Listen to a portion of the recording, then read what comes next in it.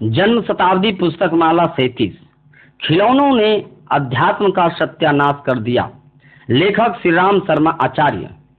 मित्रों, हमने यह क्या कर डाला? अज्ञान के वशीभूत होकर के हमने उस धर्म की जड़ में कुल्हाड़ा दे मारा और उसे काट कर फेंक दिया, जिसका उद्देश्य था कि हमको पाप से डरना चाहिए और श्रेष्ठ काम करना चाहिए। पापों के डर को तो हमने उसी दिन निकाल दिया जिस दिन हमारे लिए गंगा पैदा हो गई। गंगा नहाइए और पापों का डर खत्म।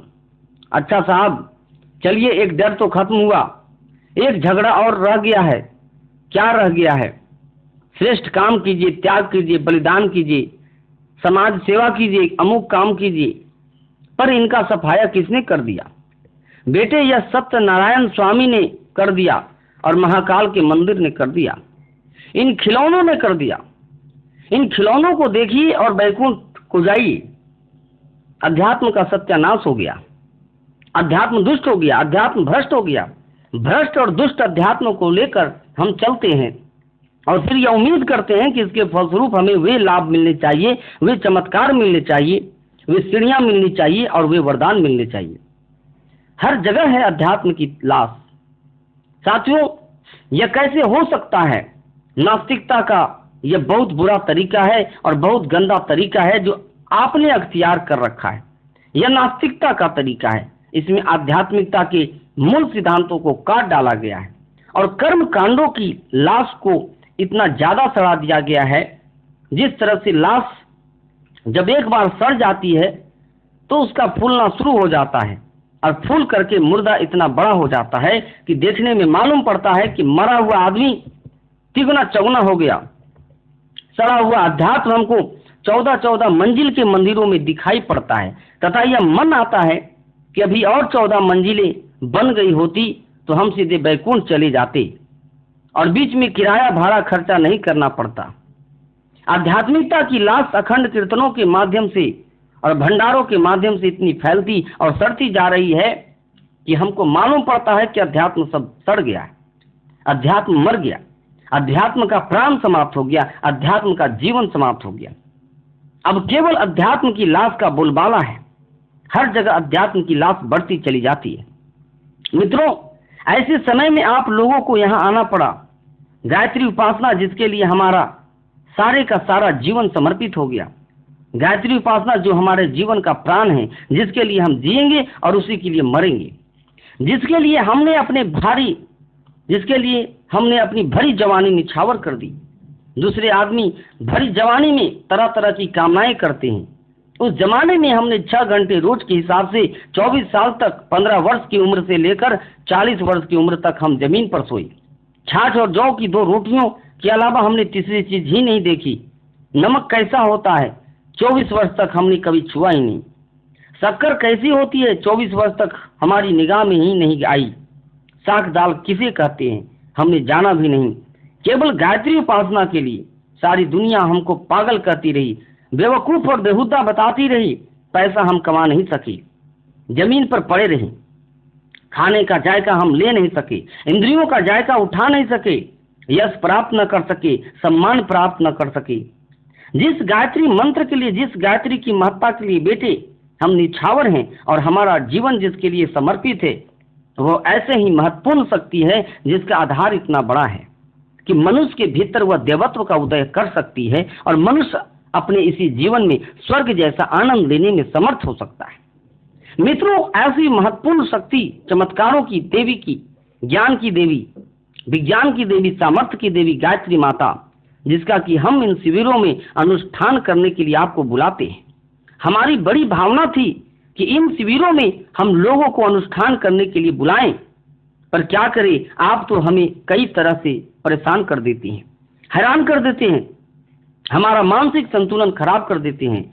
आप तो शांति कुंज को धर्मशाला बना देते हैं, आप तो इसको अन्य क्षेत्र बना देते हैं और बेटे उन लोगों को लेकर चले आते हैं जिनका कि इस अध्यात्म से कोई संबंध नहीं, उपासना से कोई संबंध नहीं है, अनुष्ठान से कोई संबंध नहीं है।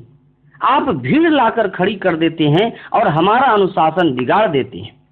भीड़ पग पग पर हमको हैरान करती है और पग पग पर अवज्ञा करती है। एक के स्थान पर 5 लोग आ जाते हैं। कल एक व्यक्ति आया और बोला, साहब हम अनुष्ठान नहीं कर सकते, हम तो अपनी औरत की वजह से यहाँ आए हैं जो यह कहती है कि हमारे बाल बच्चे नहीं होते हैं। हम तो इसी कारण से आए हैं, अन्यथा किसी अनुष्ठान से हमारा कोई ताल्लुक नहीं है और हम कोई अनुष्ठान नहीं करेंगे। नहीं करेंगे तो बेटे ऐसा कर कि तेरी औरत की अगर बच्चा होने वाला होगा तो वहाँ धर्मशाला में ही हो जाएगा, और अगर ना होना होगा तो यहाँ भी नहीं हो सकता। तो कल ले जा। कल मैंने उसे भगा दिया। मित्रों, मैं चाहता था कि संस्था का स्तर अच्छा बना रहता और अनुष्ठानों का स्तर अच्छा बना रहता, पर मैं क्या कर सकता हूँ। मैंने आपको निमंत्रण इसलिए भेजे थे कि आप क्वालिटी के आदमी कहीं ना कहीं से ढूंढ कर लाएंगे, जिनकी मुझे बहुत जरूरत है। लोग फार्म भर करके मंजूरी मंगा लेते हैं, लेकिन उससे क्वालिटी के आदमी नहीं आ पाते। क्वालिटी के आदमी न आने से मुझे बड़ा क्लेश होता है। मैं किसे समझाऊं, क्यों समझाऊं और क्या समझाऊं। लेकिन मैंने आपको निमंत्रण पत्र इसलिए भिजवाए थे कि शायद आप अच्छे आदमी और बेहतरीन आदमी ले आएंगे, लेकिन आपने ये क्या कर डाला। आप तो सैलानियों को इकट्ठा कर लाए जो कि हरिद्वार घूमने के लिए आए थे, वे ऋषिकेश घूमना चाहते थे, बद्रीनाथ घूमना चाहते थे। इनके लिए आपने यहाँ पड़ाव डाल दिया। कहाँ जा रहे हो? साहब बद्रीनाथ जा रहे हैं। पड़ाव कहाँ पड़ेगा? शांति कुंज में। कितने दिन रहेंगे? 10 दिन रहेंगे। पड़ाव में खूब मजा आएगा।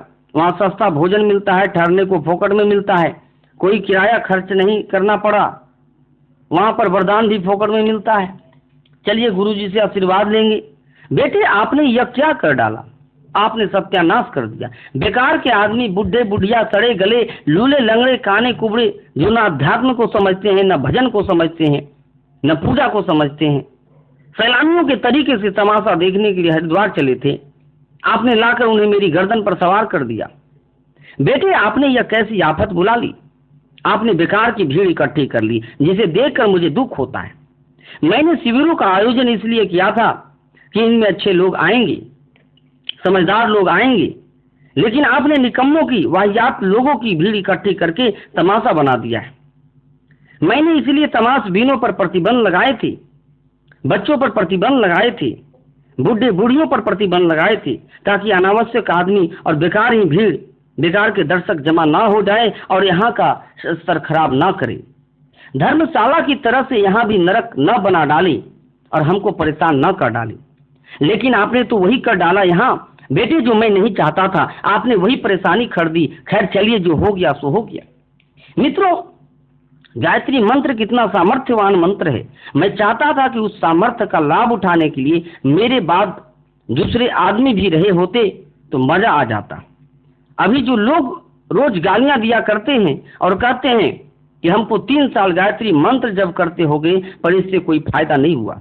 यदि मैं अपने पीछे ऐसे आदमी छोड़कर मरा होता जो मेरे ही तरीके से गर्दन ऊंची करके लोगों से यह कहने में समर्थ रहे होते कि अध्यात्म बड़े काम का है और यह बहुत उपयोगी है, फायदेमंद है और यह शक्तिशाली है और बड़ा चमत्कारी है, जैसे कि हम हिम्मत के साथ कहते हैं कि आप में से भी ऐसे आदमी होते और हम आपको यह सिखाते कि अध्यात्म क्या हो सकता है, गायत्री क्या हो सकती है, उपासना क्या हो सकती है और उपासना के आधार क्या हो सकते हैं। बेटे मैंने इसलिए शिविर में आपको बुलाया था कि गायत्री उपासना के जो 5 अंग, 5 कोष, अन्नमय कोष, प्राणमय कोष, मनोमय कोष, विज्ञानमय कोष और आनंदमय कोष हैं, इन 5 कोषों की उच्च स्तरीय उपासना जो इसमें जुड़ी हुई है उसे समान प्रक्रिया में भी जोड़कर रखा है। यह उच्च स्तर की भी है। इसे मैं आपको समझाना चाहता था कि इन 5 कोषों का अनावरण कैसे किया जाता है। अभी तक जो ज्ञान आपको दिया गया वह यह समझ कर दिया गया कि अभी आप बालक हैं, समय आएगा तो मैं समझा दूंगा, सिखा दूंगा। मित्रों, सोचता हूं कि अब शुरुआत तो करूं, आपको पट्टी पूजन तो कराऊं, ओलम 12 खड़ी तो सिखाऊं, अक्षर ज्ञान तो सिखाऊं, गिनती गिनना तो सिखाऊं, फिर पीछे फिजिक्स सिखा दूंगा, केमिस्ट्री सिखा दूंगा, रेखा गणित सिखा दूंगा, गणित सिखा दूंगा। ये सब चीजें मैंने छिपा कर रखी थी।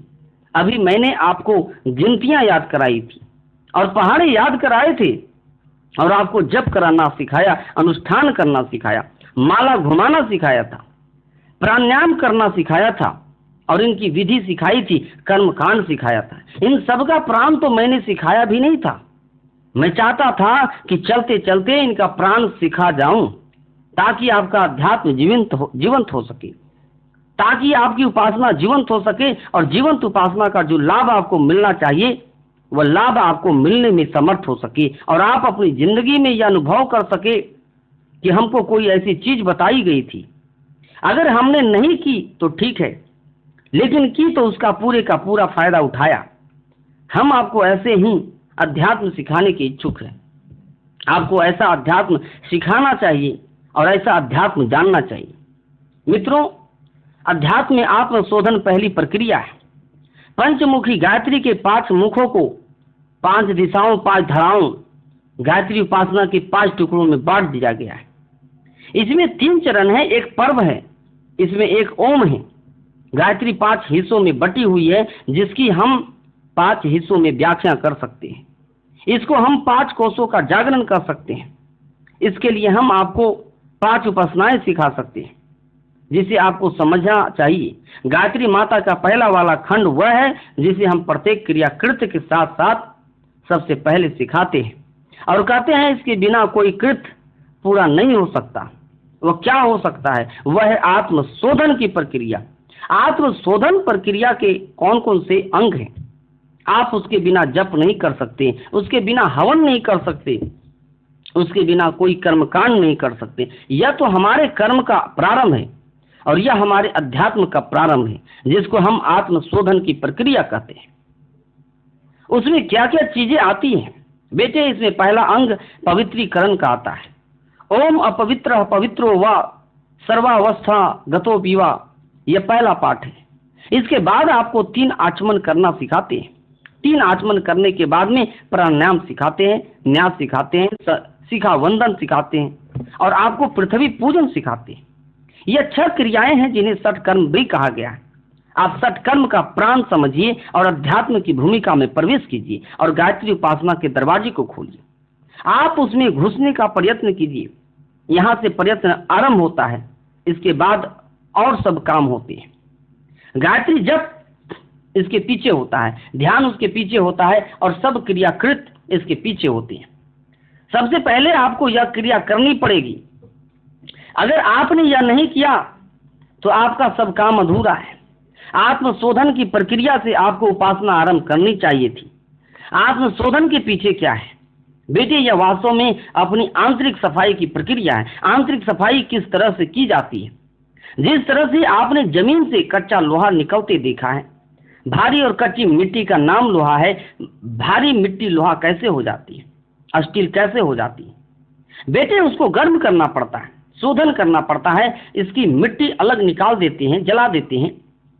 आप बोकारो चले जाइए, सारी की सारी फैक्ट्रियों में आप चले जाइए और ये कहिए कि साहब यहाँ कच्चा लोहा पकाया जाता है। अच्छा तो लाइए कच्चा लोहा दिखाइए। कच्चे लोहे में मिट्टी मिली होगी। मिट्टी को साफ करना और साफ करके लोहा निकालना सबसे पहला काम है। इसी तरह मित्रों, सबसे पहला काम है आत्मशोधन। हमारी जीवात्मा जो निकृष्ट स्तर की घटिया हो गई है, गई गुजरी बनी हुई है, इसमें न कोई शक्ति है न कोई चमत्कार है। अज्ञान में डूबी हुई है, असहाय, दीन, दुर्बल, प्रत्येक क्षण चिंताओं से घिरी हुई है, पाप और अनाचारों से घिरी हुई है, दुख और दर्द से घिरी हुई है, शोक और संताप से घिरी हुई है, अर्थात मलावरण से हमारी चेतना घिरी हुई है। इसको क्या करना पड़ेगा? इसको बेटे इसी तरह से अलग करना पड़ेगा जैसे कि लोहे को मिट्टी से अलग करना पड़ता है। अगर आप यह प्रक्रिया पूरी कर ले तो समझना चाहिए कि आपने आध्यात्मिकता का पहला वाला सिद्धांत सीख लिया। रंगाई से पहले धुलाई की जाती है। भक्ति से पहले, कर्म कांडों से पहले, अनुष्ठानों से पहले धुलाई आवश्यक है। अगर कपड़े की धुलाई नहीं की गई होती तो रंगाई नहीं कर सकते। नहीं साहब ऐसे ही रंग दीजिए। क्या रंग दे? हमारा कोट कैसे रंग दे? गुलाबी रंग दीजिए। अच्छा ला, कहाँ है कोट?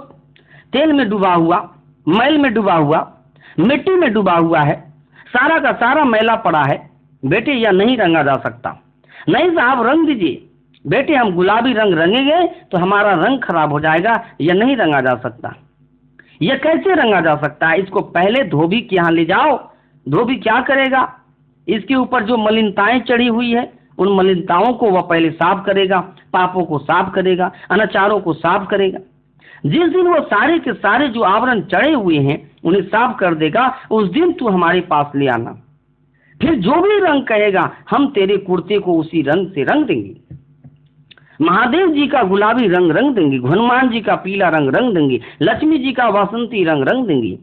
जिस भी देवता का कहेगा हम फौरन रंग देंगे। लेकिन रंगने से पहले तुझे सफाई करनी पड़ेगी, आत्मशोधन करना पड़ेगा। अगर आपने सफाई नहीं की और रंग करना शुरू कर दिया, जप करना शुरू कर दिया, अनुष्ठान करना शुरू कर दिया, ध्यान करना शुरू कर दिया और पूजा करना शुरू कर दिया, तो बेटे आपका रंग खराब हो जाएगा। पहले धोकर लाइए। धोने की इस प्रक्रिया का नाम ही आत्मशोधन है, जो सबसे पहले आपको सिखाई गई थी और जिसको आज मैं व्याख्या कर रहा हूं। रंगाई से पहले अंगारे के ऊपर चढ़ी राख की परत को हटाते हैं। अंगारे के ऊपर राख की परत जम जाती है। राख की परत को जब हटा देते हैं तो अंगारा लाल दिखाई पड़ता है, चमकदार दिखाई पड़ता है। अंगारा चमकदार दिखाई पड़ता है। अंगारे के ऊपर से राख की परत हटाना आवश्यक है ताकि उसकी चमक, उसकी गर्मी दिखाई पड़ने लगे। जब तक अंगारे के ऊपर राख की परत जमी रहती है वह काला दिखाई पड़ता है, ठंडा दिखाई पड़ता है। मित्रों, इसी तरह हमारे ऊपर जो मलिनताओं के आवरण, कसाय, कलमश, शारीरिक पापों के रूप में, मानसिक पापों के रूप में और आध्यात्मिक पापों के रूप में छा गए हैं, उनका आपको निराकरण करना चाहिए। अगर आप अपने ऊपर चढ़ी हुई मलिनता को साफ कर पाए तो आपके भीतर वह शक्ति का स्रोत, शक्ति का पुंज, जिसको हम जीवात्मा कहते हैं, स्वयं में अनायास ही शक्तिशाली होता हुआ, उभरता हुआ, उड़ता हुआ चला जाएगा। और फिर आप अपनी आत्मा का चमत्कार, अपनी साधना का चमत्कार देख सकते हैं। देवताओं के चमत्कार नहीं, अपनी आत्मा के चमत्कार को देख सकते हैं। देवताओं के अनुग्रह नहीं, अपनी जीवात्मा का अनुग्रह देख सकते हैं। बाहर वाले देवताओं का जो नाम रखा है, वास्तव में हमने अपनी भीतर वाली सत्ता का प्रक्रांतर से बाहर का नाम रखा है। बाहर से हमको कभी कोई सहायता नहीं मिलती, बाहर का कोई वरदान हमको कभी नहीं मिलता, बाहर का कोई भगवान कभी सहायक नहीं हुआ। भीतर वाला ही वह भगवान है जो जब जागृत होता है तो बाहर वाले भगवान को खींचता हुआ चला आता है, पकड़ता हुआ चला आता है, घसटता हुआ चला आता है। हमारा भीतर वाला मैग्नेट सोया हुआ हो, भीतर वाला मैग्नेट गया गुजरा हो तो आप कोई चीज नहीं पकड़ सकते। न भगवान को पकड़ सकते हैं, न सिद्धियों को पकड़ सकते हैं, न आशीर्वादों को पकड़ सकते हैं, न वरदान को पकड़ सकते हैं। आप कोई चीज नहीं पकड़ सकते, आप मुर्दे के तरीके से पड़े रहेंगे। इसलिए मित्रों, अंगारे के ऊपर से राख हटाना आवश्यक है। बहुत से लोग विषयों का संशोधन करते रहते हैं। हकीम जी करते हैं, कहिए साहब क्या क्या और किस किस की दवाई बना रहे हैं? अरे साहब यह दमे की दवाई है, हमने इसमें संख्या मिलाया हुआ है। अरे हकीम साहब हमें संख्या खिलाकर मार डालेंगे क्या? नहीं, हमने संख्या को संशोधित किया हुआ है, कुचला को संशोधित किया हुआ है। किस लिए करते हैं? कुचला को किस लिए संशोधित किया हुआ है कि इससे हम वात की बीमारियों और घुटन के दर्द को ठीक कर देंगे। गंधक को हम शोधित करते हैं, इससे हम खाज खुजली को अच्छा कर सकते हैं। इस तरह हमने गंधक को संशोधित कर दिया है और वह हमारा काम करता है। कुचला हमारा काम करता है, संख्या हमारा काम करता है। हर तरह का जहर हमारे लिए उपयोगी बन जाता है, अमृत बन जाता है। इसी तरह अगर आप कच्चे पारे को ठीक कर ले, संशोधित कर ले, तो पारा रसायन बन जाता है। मित्रों, अपने आप की सफाई आत्मशोधन की पहली प्रक्रिया है। दर्पण के ऊपर जब तक गंदगी की परत चढ़ी होती है, मलिनता की परत चढ़ी होती है, तब तक हमको उसमें अपना चेहरा दिखाई नहीं पड़ता। जिस वक्त आप शीशे के ऊपर से परत हटा देते हैं, उस वक्त आपको भगवान दिखाई पड़ता है, पूजा दिखाई पड़ता है, भक्ति दिखाई पड़ती है, अपनी मलिनता दिखाई पड़ती है। दिल के आईने में है तस्वीर यार की, जब जरा गर्दन उठाई देख ली। मित्रों, अपनी मलिनता को साफ कीजिए और भगवान को अपने भीतर देखिए। अपने दर्पण की सफाई कीजिए। डिस्टिल वाटर का उपयोग आप जानते हैं, लाइए डॉक्टर साहब एक क्विनाइन मिक्सचर का इंजेक्शन लगाइए, अच्छा पानी लाइए। अरे इस पानी से थोड़े ही लगेगा, इसमें तो कीटाणु जीवाणु हैं, इसका इंजेक्शन लगा देंगे तो आप मर जाएंगे। तो किस पानी से लगाएंगे? डिस्टिल वाटर से। डिस्टिल वाटर किसे कहते हैं बेटे?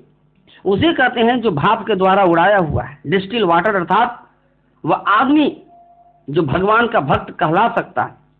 और गंदा पानी कौन? वो आदमी जो दुहाई तो भक्ति की देता है, भक्ति के कर्मकांड करता है, जिसे मैं नखरे कहता हूं। ऐसा आदमी भक्ति के नखरे तो करता है, लेकिन असल में उसने अपने आप को इतना घटिया बनाकर रखा है कि उसके अंदर क्या हो सकता है और क्या नहीं हो सकता है। बेटे हम उसके ऊपर कोई विश्वास नहीं कर सकते। हमारे लिए अपने भीतर की सफाई करना अत्यधिक आवश्यक है। भगवान बुद्ध एक शिष्य के यहाँ भिक्षा मांगने के लिए गए। भिक्षा के लिए अपना कमंडल साथ ले गए। सेठ जी को पता था कि आज भगवान बुद्ध हमारे यहाँ आने वाले हैं, तो उन्होंने मेवे की खीर बनाकर रखी कि मैं भगवान को भिक्षा से खीर दूंगा। भिक्षा के लिए जब उन्होंने कमंडल आगे बढ़ाया तो सेठ जी ने देखा कि कमंडल के भीतर गोबर भरा पड़ा था। सेठ जी ने कहा कि भगवान आप यह क्या कर रहे हैं? बताइए कि आप गोबर भरे हुए कमंडल में खीर लेंगे? तो बेटे इसमें क्या हर्ज है? स्वामी जी इसमें दो हर्ज है। पहला यह कि इसमें गोबर भरा हुआ है, इसमें जो खीर डालेंगे वह जमीन पर गिर पड़ेगी, इस कमंडल में नहीं आएगी। दूसरा, अगर थोड़ी बहुत खीर आ भी गई तो गोबर में मिल जाएगी, और अगर आपने इसे खाना शुरू भी कर दिया तो खीर और गोबर दोनों चीजों को मिलाकर खाने से उल्टी हो जाएगी और हमारा सारा प्रयत्न बेकार हो जाएगा। तो बेटे अब क्या करना चाहिए? गलती तो हो गई, लाइए कमंडल हमें दीजिए। सेठ जी कमंडल ले गए, उसे धोया, साफ किया, और साफ करने के बाद में उसमें खीर भरी और बुद्ध से प्रार्थना की कि भविष्य में कहीं भी भिक्षा मांगने जाया करे तो गोबर के कमंडल को धो करके ले जाया कीजिए, ताकि कोई आदमी आपको भिक्षा दे तो उस भिक्षा का फायदा उठा सके और देने वाला का नियम भी सार्थक हो सके, देने वाले की भावना सार्थक हो सके और आपने जो पाया है उसका आप पूरा फायदा उठा सके। बुद्ध भगवान ने कहा कि बेटा शिक्षा तो तूने अच्छी दी, आइंदा से अब मैं ऐसा ही करूंगा। वे कुछ देर चुप रहे, फिर बोले बेटा एक कमी रह गई। तू जो संत महात्माओं की सेवा करता है, भगवान का भजन करता है, वह किस काम के लिए करता है? यह वरदान मांगने के लिए, आशीर्वाद पाने की और कुछ सिद्धियां पाने के लिए करता है। बेटे ये सिद्धियां, ये वरदान और आशीर्वाद तेरी खीर के बराबर हो सकती है। नहीं महाराज जी, खीर तो हमने 2 रुपये की बनाई है, लेकिन सिद्धि तो बहुत काम की हो सकती है, चमत्कार तो बहुत दाम का हो सकता है, भगवान का प्यार तो बहुत दाम का हो सकता है। हाँ बेटी, लेकिन अगर कोई इसे देगा तो मैले कमंडल में कैसे देगा? मैला कमंडल कैसा है? जैसा तू है, भीतर से भी मैला और बाहर से भी मैला। पहले इसे धो करके ला ताकि तुझे कोई वरदान दे, आशीर्वाद दे, तो देने वाले का श्रम सार्थक हो सके। तुमने अभी जो पाया है उसको भी कोई ठिया ठिकाना मिल सके, ठीक से उपयोग कर सके, अन्यथा गोबर से भरा हुआ कमंडल दोनों को मिलाकर गुड़ गोबर कर देगा। गुड़ गोबर किसे कहते हैं? जो न खाने के काम आता है न लिपने के काम आता है। यह क्या लाए साहब? या तो गुड़ गोबर लाए, गुड़ में गोबर मिलाकर लाई। बेटे यह तो किसी काम का नहीं है। क्यों नहीं आए? क्योंकि यह गुड़ गोबर है, इससे आप लिपेंगे तो मक्खियां भी भिनकेगी और पैर चिपक जाएगा। यह किसी काम का नहीं रहा। इससे तो अच्छा होता कि आपने गुड़ को अलग रखा होता और गोबर को अलग रखा होता। गोबर हमारा जीवन और अध्यात्म हमारा भगवान। बेटे इसके साथ यदि हम भगवान की भक्ति को इकट्ठा करना चाहते हैं तो इससे कोई फायदा नहीं होगा, हमारा सारा श्रम बेकार चला जाएगा। इसलिए अच्छा है कि आप कमंडल को साफ करके चले। यह शिक्षा हम आपको किस में देते हैं? हम आपको गायत्री के पहले वाले चरण में देते हैं। गायत्री का पहला वाला चरण, पहला वाला शिक्षण, पहली वाला धारा, पहला वाला सूक्त, पहला वाला प्रयोग जो हम आपको सिखाते हैं वह गायत्री के 5 मुखों में से एक है। 5 कोशों की जागृति में वह पहला वाला कोश है। पहले वाले कोश को, जिसे अन्नमय कोश कहते हैं, उसकी मलिनता का निराकरण करें। मलिनता का निराकरण अगर आप नहीं करेंगे और खाना खाते जाएंगे, मैले को भीतर रोक कर रखेंगे तो मरेंगे, आपको खुराक नहीं मिलेगी।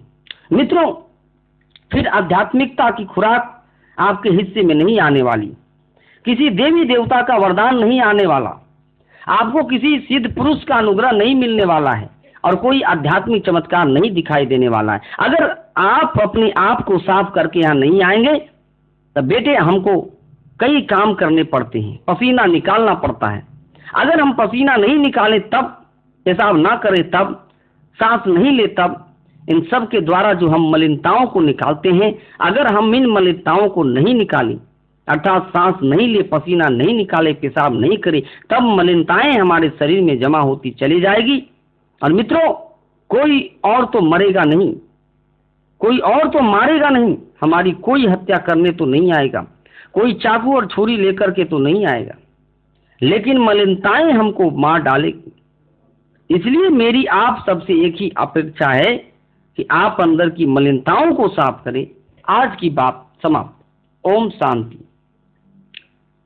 पहले अपना सुधार करें। सुखी जीवन की आकांक्षा सभी को होती है, वह उचित और स्वाभाविक भी है, पर उसकी उपलब्धि तभी संभव है जब हम अपने दृष्टिकोण की त्रुटियों को समझें और उन्हें सुधारने का प्रयत्न करें। सुधरा हुआ दृष्टिकोण सुलभ साधनों और कठिन परिस्थितियों में भी शांति और संतोष को कायम रख सकता है।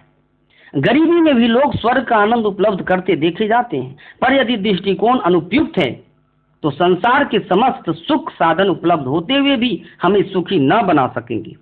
अतएव सुखी जीवन की आकांक्षा करने वाले प्रत्येक व्यक्ति को उचित है कि अपने दृष्टिकोण को परिमार्जित बनाने के लिए निरंतर प्रयत्न करता रहे। आत्मिक दृष्टिकोण मानसिक संतुलन की दृष्टि से परिष्कार की प्रेरणा देता है। यदि उसे अपनाया जा सके तो मनुष्य जीवन में शोक संतापों की, उद्वेगों की समस्या का सहज ही समाधान हो सकता है। यह कार्य इच्छित परिस्थितियां बना देने से संभव नहीं हो सकता। इच्छाओं की कोई सीमा नहीं, एक की पूर्ति होते ही दूसरी उससे भी बड़ी दिखाई देती है और अभाव असंतोष जहां का तहां बना रहता है।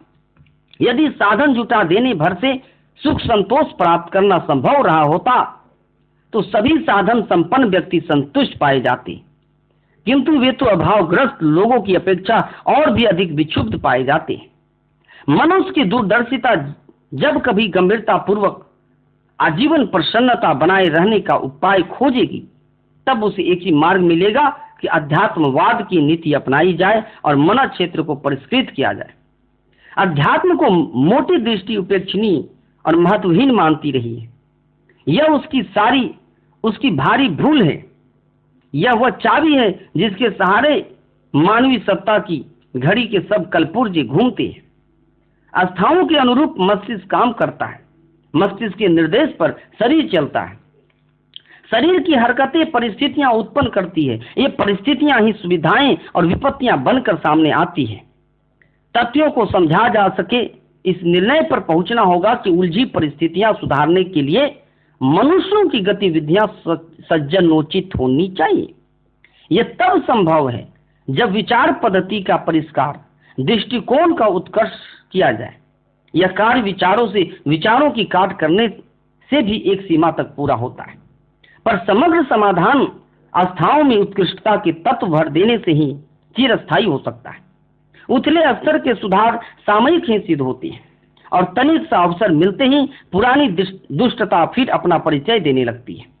हम अपने भीतरी दृष्टिकोण को बदलें तो बाहर जो कुछ भी दिखलाई पड़ता है वह सब कुछ बदला बदला दिखाई देगा।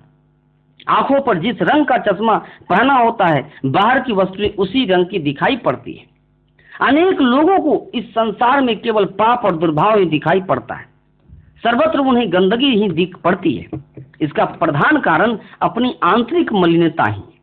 इस संसार में अच्छाइयों की कमी नहीं, श्रेष्ठ और सज्जन व्यक्ति भी सर्वत्र भरे हैं, फिर वह हर व्यक्ति में कुछ न कुछ अच्छाई तो होती है। छिद्र अन्वेषण छोड़कर यदि हम गुण अन्वेषण करने का अपना स्वभाव बना ले तो घृणा और द्वेष के स्थान पर हमें प्रसन्नता प्राप्त करने लायक भी बहुत कुछ इस संसार में मिल जाएगा। बुराइयों को सुधारने के लिए भी हम घृणा का नहीं, सुधार और सेवा के दृष्टिकोण अपनाएं तो वह कटुता और दुर्भावना उत्पन्न न होगी जो संघर्ष और विरोध के समय आमतौर से हुआ करती है। दूसरों को सुधारने से पहले हमें अपने सुधार की बात सोचनी चाहिए। दूसरों से सज्जनता की आशा करने से पूर्व हमें अपने आप को सज्जन बनना आना चाहिए। दूसरों की दुर्बलताओं के प्रति एकदम आग बबूला हो उठने से पहले हमें यह भी देखना उचित है कि अपने भीतर कितने दोष दुर्गुण भरे पड़े। बुराइयों को दूर करना एक प्रशंसनीय प्रवृत्ति है। अच्छे काम का प्रयोग करने से ही आरंभ करना चाहिए। हम सुधरे, हमारा दृष्टिकोण सुधरे, तो दूसरों का सुधार होना कुछ भी कठिन न रह जाएगा। ओम शांति।